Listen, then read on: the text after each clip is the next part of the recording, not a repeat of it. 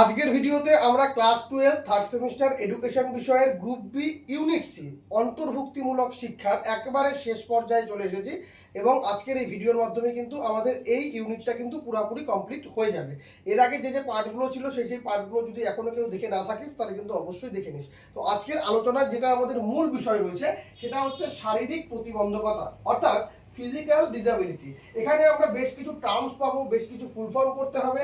তার ভিতরে প্রথমেই আমরা দেখবো হচ্ছে ওপিএইচ। ওপিএইচ হচ্ছে অর্থোপেডিক ফিজিক্যালি হ্যান্ডিক্যাপ, অর্থাৎ এখানে কিন্তু অস্থিগত শারীরিক প্রতিবন্ধকতা দেখা দেয়। কি বললাম? অস্থিগত শারীরিক প্রতিবন্ধকতা, অর্থাৎ হাত এবং পায়ের যে অস্থিসন্ধিগুলোতে আছে এখানে কিন্তু সমস্যা দেখা দেয়, যার ফলে কিন্তু চলাফেরা করতে কিন্তু প্রবলেম হয়। এটা কিন্তু ওপিএইচ।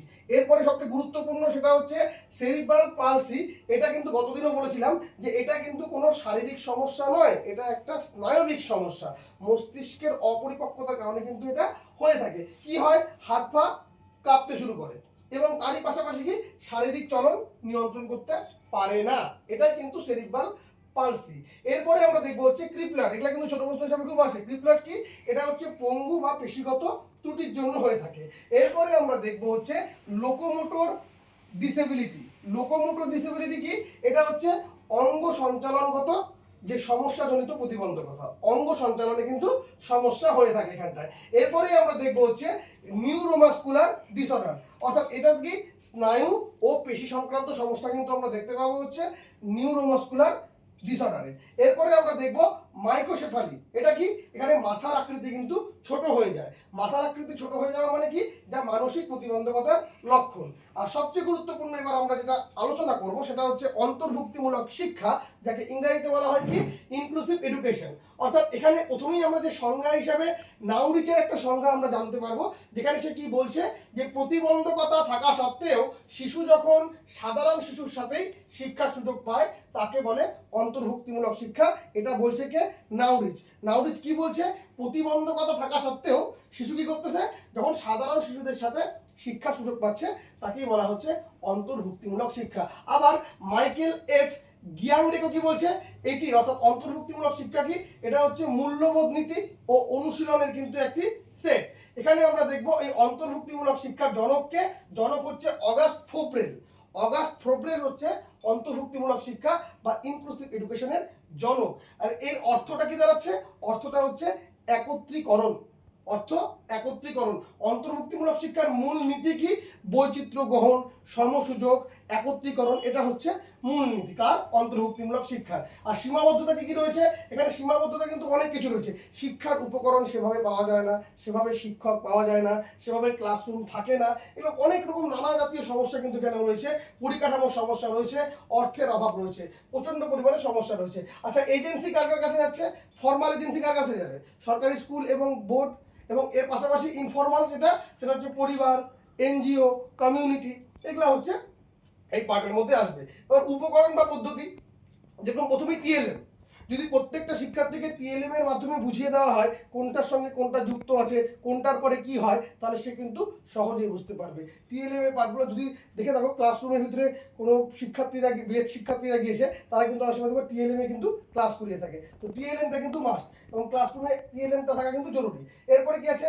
র্যাম্প এবং হ্যান্ডেল, অর্থাৎ হুইল চেয়ার ও যাতায়াতের ঢালু রাস্তার ব্যবস্থা কিন্তু এবং রেলিংয়ের ব্যবস্থা দরকার রয়েছে। পির লার্নিং, অর্থাৎ সমবয়সী বন্ধুদের একসাথে শেখানো। ইউডিএল, এগুলো ফুল ফর্মুলা কিন্তু অবশ্যই করতে হবে।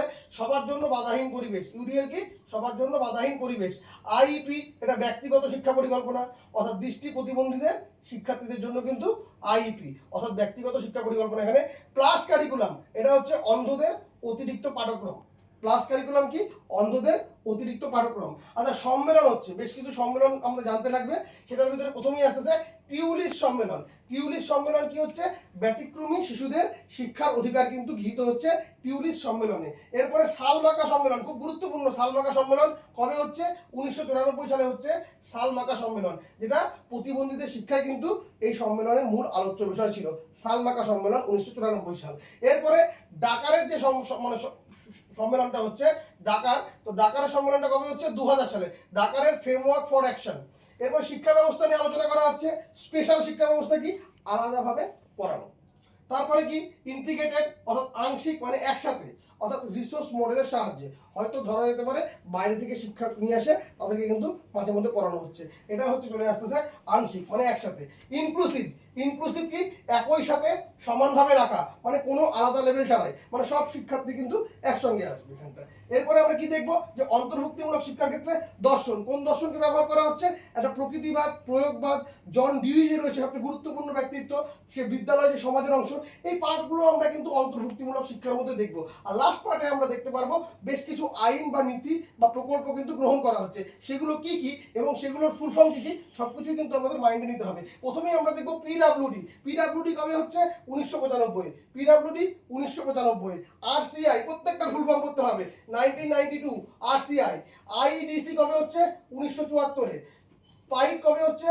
1987-তে। তাহলে পিডাব্লিউডি 1995, আরসিটি 1992, আইইডিসি 1974, পিআইইডি মানে পাইক এটা হচ্ছে 1987। এরপরে আমরা দেখব education for all handicap children act. এটা কোথায় চালু হচ্ছে? আমেরিকাতে চালু হচ্ছে। কবে হচ্ছে? 1975-এ হচ্ছে education for all handicap children act. খুবই গুরুত্বপূর্ণ এটা। জাতিসংঘকে ইংরেজিতে বলা হচ্ছে কি? ইউএনও। অর্থাৎ এটা কিন্তু হচ্ছে 1981 সালকে আন্তর্জাতিক প্রতিবন্ধ বর্ষ হিসাবে ঘোষণা করছে। কবে? 1981 সালকে আন্তর্জাতিক প্রতিবন্ধী বর্ষ হিসাবে ঘোষণা করা হচ্ছে। ভারতে জাতীয় প্রতিবন্ধী দিবস কবে পালিত হচ্ছে? 3 ডিসেম্বর হচ্ছে ভারতে জাতীয় প্রতিবন্ধী দিবস। এনপিডি এটা কবে গৃহীত হচ্ছে? 2006 সালে। এবং সংকল্প কি হচ্ছে? সংকল্প হচ্ছে 2004 সালে সিদ্ধান্ত নেওয়া হচ্ছে যে 2023 সালের ভিতরে কিন্তু সব স্কুলকে প্রতিবন্ধী বান্ধব করতে হবে। এই হচ্ছে আমাদের মূল আলোচনা বিষয়। এবং এরই পাশাপাশি আমাদের বেশ কিছু ফুল ফর্ম কিন্তু মাথায় রাখতে হবে, যে ফুল ফর্মগুলো কিন্তু পরীক্ষায় আসবে।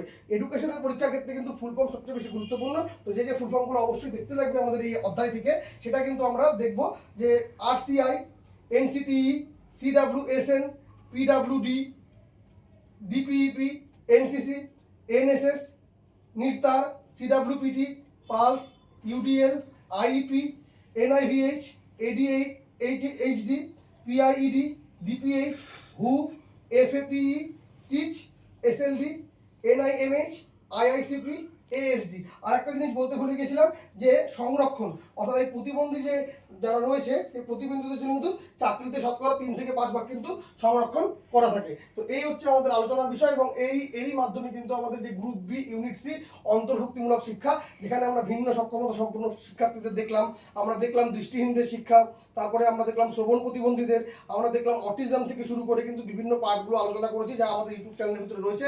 যারা দেখছো, যারা এখনো দেখোনি সেই ভিডিওগুলো অবশ্যই দেখে নিও, উপকার অবশ্যই পাবে। আর এই কনসেপ্টগুলো তোমাদের থাকলে তোমরা কিন্তু পরীক্ষার সহজেই উত্তর করতে পারবে। ভিডিওটি ভালো লেগে থাকলে অবশ্যই লাইক করবে, কমেন্ট করে তোমরা তোমাদের মতামত জানাবে, বন্ধুদের মধ্যে শেয়ার করবে। চ্যানেলে প্রথম হয়ে থাকলে অবশ্যই সাবস্ক্রাইব করে পাশে দেওয়া নোটিফিকেশন বেল আইকনটি ক্লিক করে রাখবে পরবর্তী আপডেট পাওয়ার জন্য। আর ভিডিওর কিছু অংশ তোমরা যদি ফেসবুক বা ইনস্টাগ্রামে দেখে থাকো অবশ্যই তোমরা কিন্তু ভিডিওর অংশটিকে পেজটিকে ফলো করে দিও। সকলে ভালো থেকো এবং ভিডিওগুলো ফলো করো। Tata, bye bye.